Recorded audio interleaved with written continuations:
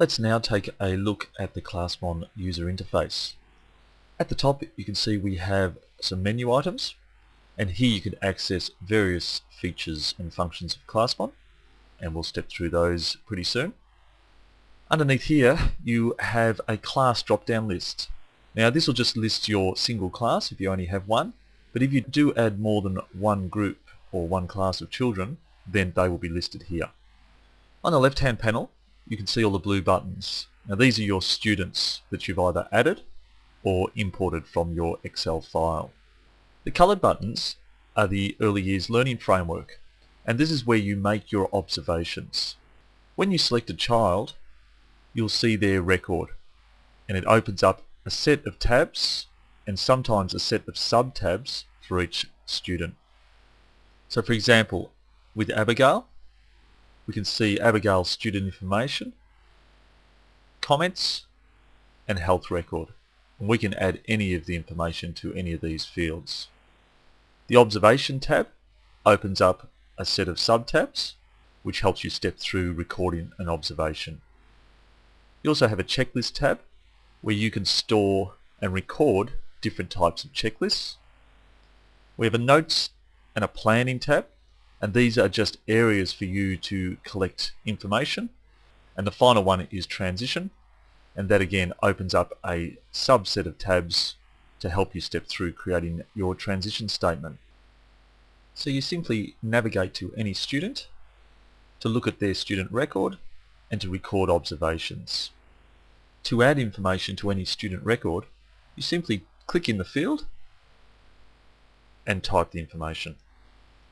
To add the student photo, click on the icon, browse to the photo, and double-click the photo or hit Open.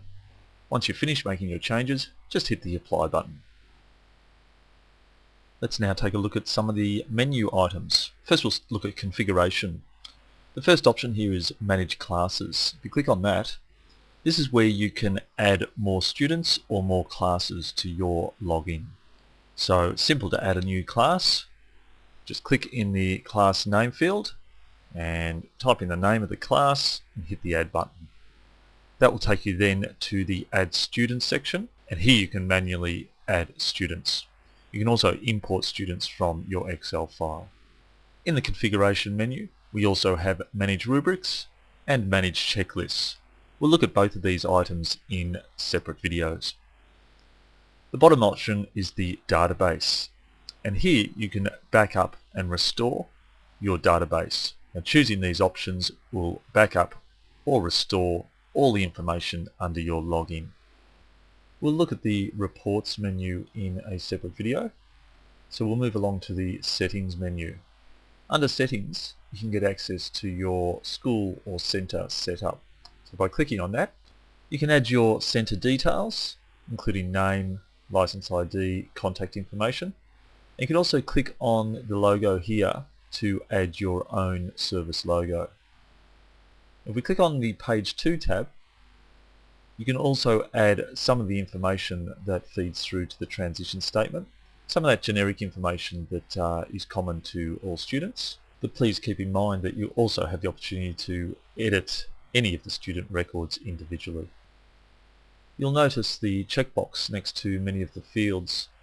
Only click the checkbox when you need to re-edit any of the information that has already been published to the student records. So for example, if you pushed out your phone number and it was incorrect, then you would make the edit here and tick the box to republish it to each student record.